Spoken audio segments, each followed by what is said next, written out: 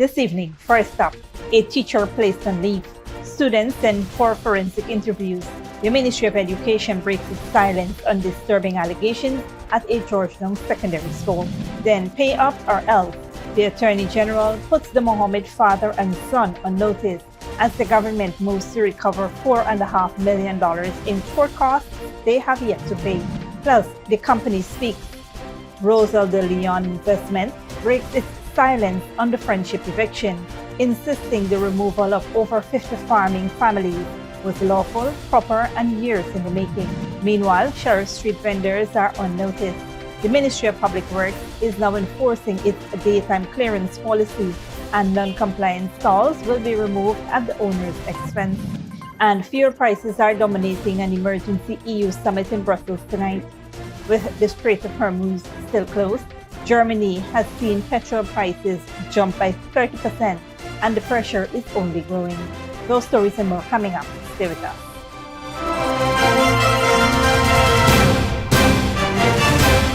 Welcome to this broadcast of Channel 2's Headline News Update for March 19, 2026. I am Baby Bacchus. Thank you for joining us. First up, the Ministry of Education has moved to reassure the public that it has taken swift action following allegations of a sexual nature involving a teacher at a secondary school in Georgetown. According to the ministry, it was alerted to the claims on March 13th and immediately placed the accused teacher on administrative leave in line with established protocols. An initial response was launched through the ministry's welfare department, which met with parents of the affected students between March 13th and March 17th. Parents were provided with referral letters to the Child Care and Protection Agency. The students were scheduled to undergo forensic interviews as part of the investigation process. Officials have confirmed that at least one interview has already been completed. The ministry also addressed reports circulating on social media, dismissing claims of delays and emphasizing that all procedures are being followed in a timely manner. The Ministry of Education reiterated its commitment to safeguarding students, noting that the matter is being handled with urgency and in accordance with child protection protocols. In other news, the government is moving to recover more than $4 million in court-awarded costs from opposition leader Azruddin Mohamed and his father Nazar Mohamed following their unsuccessful legal challenges to ongoing extradition proceedings. The move comes after the Court of Appeal dismissed the Mohamed's case on Tuesday, ruling that their arguments lack merit and ordering them to pay $3 million in costs. This adds to a previous $1.5 million awarded by the High Court, bringing the total owed to approximately $4.5 million.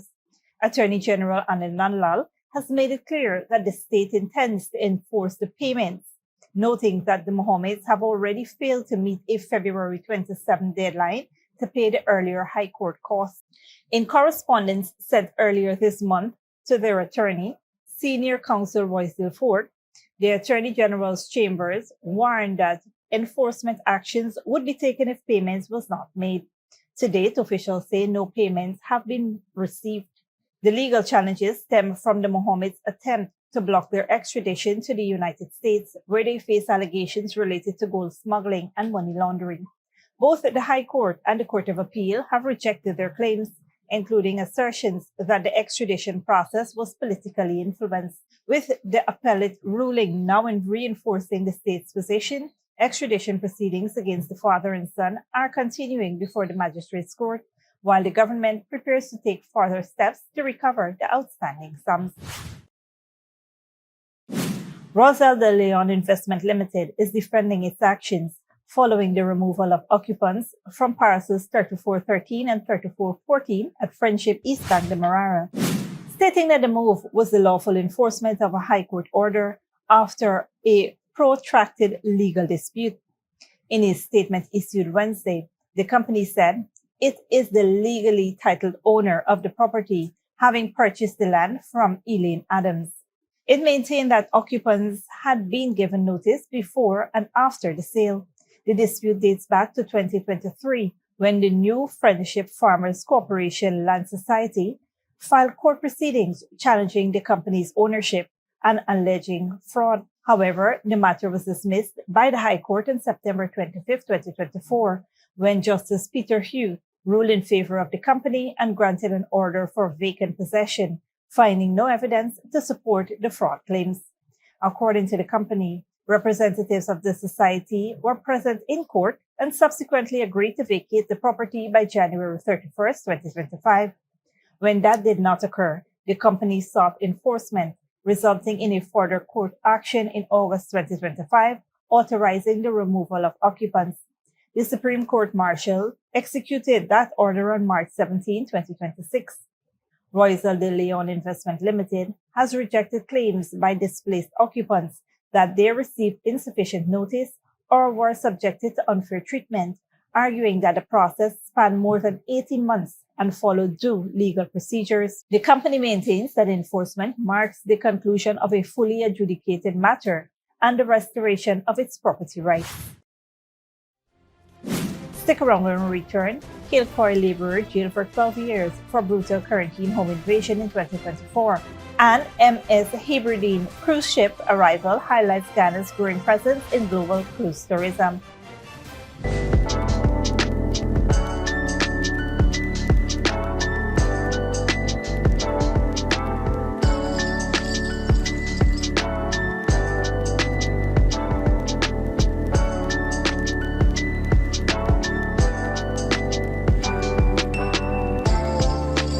Good girl forget things.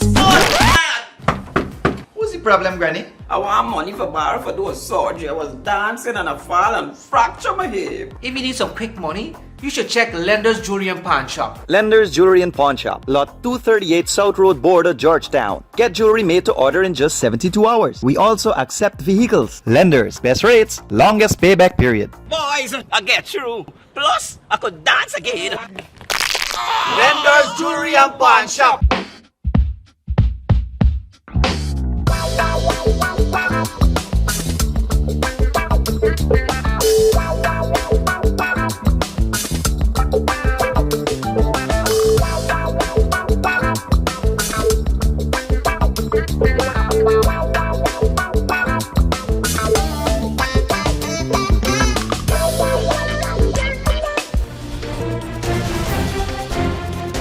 Welcome back. The Ministry of Public Works has begun enforcing its daytime clearance policy along Sheriff Street to Mandela Avenue, signaling a firm stance on maintaining order and pedestrian safety in the busy commercial corridor. Under the new rule, all trucks, caravans, and stalls must be cleared from the roadway and pedestrian pathways between 6 a.m. and 6 p.m., with vending permitted only outside those hours. The ministry stressed that public cooperation remains the preferred approach and commended businesses that have already complied. However, the ministry warned that continued failure to adhere to notices will result in the immediate removal of non-compliant stalls, trucks, or caravans. Any costs incurred during removal will be the responsibility of the defaulting business owners, who must settle the fees at the ministry's office before reclaiming their property. Officials clarified that no vending units should occupy road shoulders or encroachment onto sidewalks during restricted hours, and all items must be positioned within property lines. The exercise is part of broader efforts to ensure smooth traffic flow, enhance pedestrian safety, and maintain order in Georgetown's bustling commercial zones. The Ministry of Public Works called on all businesses to fully cooperate, emphasizing that enforcement is not punitive but necessary for the public's benefit and the city's commercial environment. In other news, a 29-year-old laborer from Kilcoy Village, Quarantine, has been sentenced to more than 12 years in prison for sexually violating and assaulting a woman after breaking into her home. Anthony Jeffrey was handed a sentence of 12 years and 8 months on Wednesday by Justice Deborah Kumar at the Berbice High Court, following his guilty plea to the acts causing actual bodily harm. The court heard that the attack occurred around midday on March 4, 2024, at the victim's home in the Chesney housing scheme. The woman had been asleep when she was awakened by a noise, only to discover Jeffrey inside her bedroom. Prosecutors said the accused violently assaulted the woman for about 30 minutes. The attack was interrupted when a neighbor, alerted by the commotion, confronted Jeffrey, forcing him to flee. The victim was later treated at the Port Morant and New Amsterdam hospitals and reported the matter to the police the same day. Jeffrey, who had previously worked for the woman, was arrested days later and remained on remand until his sentencing. In a victim impact statement, the woman told the court she continues to suffer severe emotional trauma, including anxiety and depression. In delivering the sentence, Justice Kumar highlighted the seriousness of the offense, noting the unlawful entry, violence, and lasting psychological harm caused. While a startling sentence of 20 years was considered, it was reduced due to Jeffrey's guilty plea, expressions of remorse, and lack of prior convictions. He was also sentenced to 3 years and 4 months for the assault charge, with both sentences to run concurrently.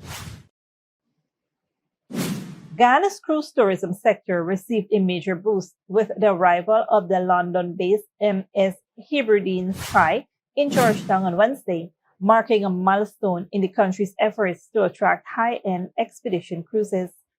Minister of Tourism, Industry and Commerce, Susan Rodriguez, led a welcome reception at the Gaisuku Sugar Terminal in West Rhineville, highlighting the government's commitment to expanding Ghana's presence in the global cruise market. Welcome you on behalf of our President Ali, government of Guyana, and the people of Guyana. Welcome to Georgetown. We are extremely happy to welcome your crew.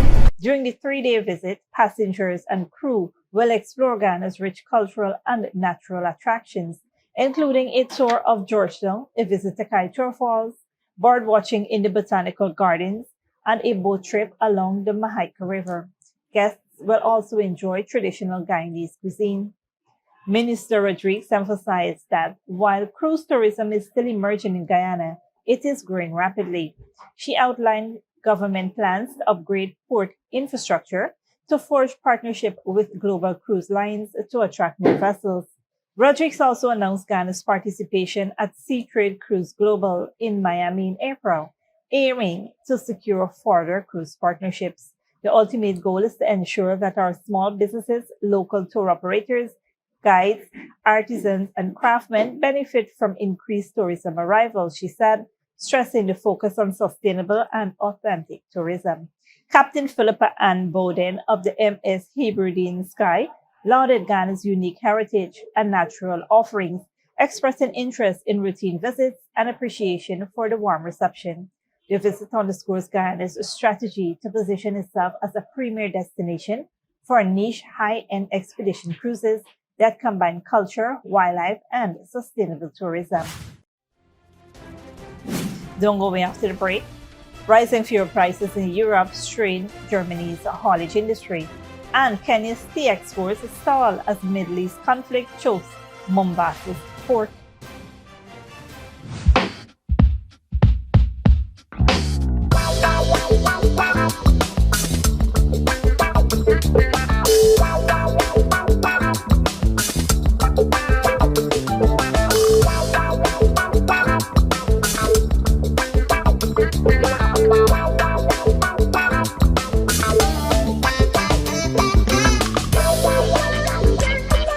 Good girl forget things.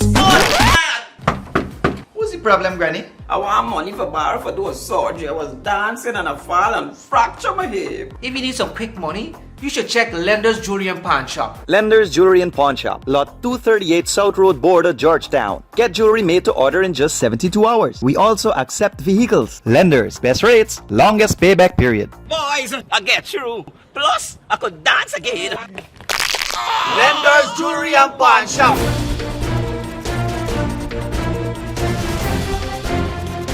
Welcome back. Now we take a look at what's happening in the region and around the world. Good evening, I'm Dominic Gittins. Tonight, Grenada celebrates the lifting of a U.S. fisheries ban after strengthening conservation measures. U.S. and Israeli goals shift in the war on Iran. Rising fuel prices dominate EU talks, and Kenya's tea exports are disrupted by Middle East shipping tensions. We begin with Grenada. Grenada says the U.S. fisheries ban affecting over $50 million EC in annual exports have been lifted after the country strengthened conservation measures. The restriction imposed under the Maritime Mammal Protection Act was removed following legislative reforms and improved monitoring of fishing practices. Officials say the approval remained valid until 2029, but warn that continued compliance is essential. The ban had impacted key imports like yellowfin tuna and threatened thousands of jobs in the sector. Nearly 3 weeks in, U.S. goals and timelines have shifted while Israel set explicit objective to degrade Iran's nuclear and missile infrastructure and regime command center as Benjamin Netanyahu faces political pressure ahead of elections after the October 7 security failures. Al Jazeera's Manuel Rapallo reports. In almost 3 weeks of military campaign, the Trump administration has offered shifting timelines and changing goals. By contrast, Israel's objectives have been far more clearly defined. We are crushing the nuclear infrastructure of Iran, the missile and launcher array, the repression headquarters, the regime's center of power, and many more targets. In Israel, Prime Minister Netanyahu faces political pressure as his coalition trails in the polls ahead of elections this year. For him, this war could erase the memory of the intelligence and security failings that led to the October 7th attacks, transforming the Israeli Prime Minister, at least in the eyes of his constituents, into a hero and protector after decades of promising to rid the region of an Iranian threat. Meanwhile, in the U.S., some argue President Trump's key promise to put America first has been overshadowed by Israel's military objectives. In a resignation letter penned this week by Joseph Kent, director of the U.S. Counterterrorism Center, he writes, "Iran posed no imminent threat to our nation, and it's clear that we started this war due to pressure from Israel and its powerful American lobby." The Trump administration's inability to project a single unified message to the American people, as in previous U.S. incursions, has led to a growing number in the U.S. questioning what this war is even about.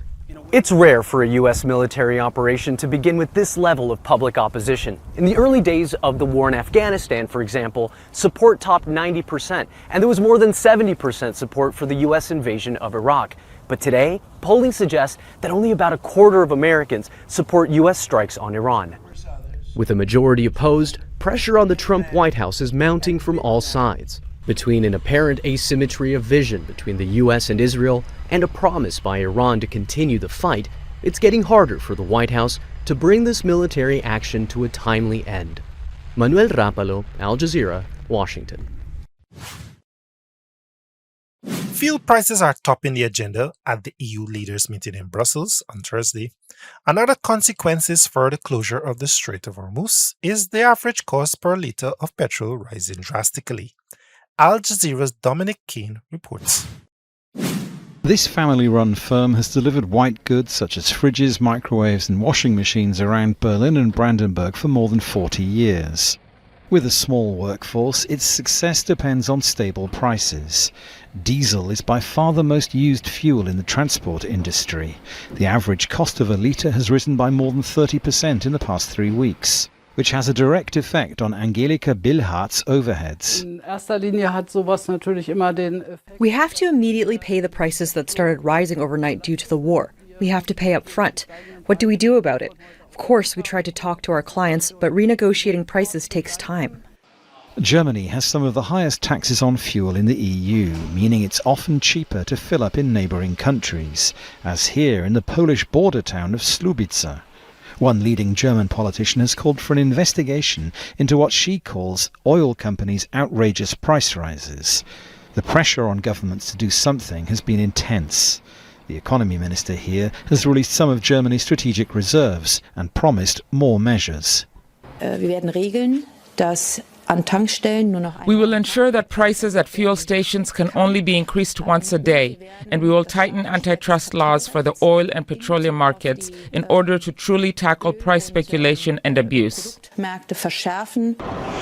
But are measures like that really going to be enough on their own, or are they just scratching the surface of the problem? Certainly haulage firms like this one here in Brandenburg They say something much more consistent needs to be done, perhaps at the European level.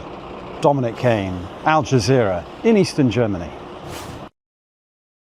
The conflict in the Middle East is disrupting Kenya's tea trade. Nearly 65% of its tea exports goes to markets affected by the war. But with Iran restricting shipping through the Strait of Hormuz, vessels loaded with cargo are in limbo. Al Jazeera's Catherine Soy reports. Tea exports at a warehouse in Kenya's port city of Mombasa with nowhere to go. Buyers are offloading supplies that were destined for some Gulf countries. Eric Onyango shows us a blending machine that has not been operational since the US and Israel launched a joint offensive on Iran. Workers have been told to stay home. The warehouse is full right now because teas are not moving. We also have some teas which the war started while they were in port. Those ones are also stuck in port, where we have around 267 containers lying in port. 60% of Kenyan tea is exported to Asia, Europe, and other parts. 25% is shipped to countries in the Middle East. But the war has disrupted logistics and the supply. Exporters who had transported their containers to the port must go pick them up, and picking them up is not for free. That is going to double the logistics cost, especially within the country. At the Mombasa tea auction, brokers bid for millions of kilograms of tea from 10 African countries. This is supposed to be the largest tea auction globally. It often trades more than $13 million a week. On a normal day, this room would be packed with traders. Many of them say they're getting nervous. Caesar Pharaoh places bids on behalf of buyers. He says the situation must be resolved quickly. All those countries are Muslim countries who take a lot of tea. So if they continue in the state that they are now, then definitely that in the long term is going to affect even the economies, and the purchasing power goes down. So we are praying that everything, the war stops now, the petroleum starts flowing, and the cup of tea remains on the table. The conflict in the Middle East is thousands of kilometers away from these tea plantations, but the fallout is felt here by farmers whose livelihoods depend on it. Catherine Soy, Al Jazeera, Mombasa, Kenya. Thanks, Dominique. This brings us to the end of our regional and global news coverage. Up next is the Spirit Event Forecast.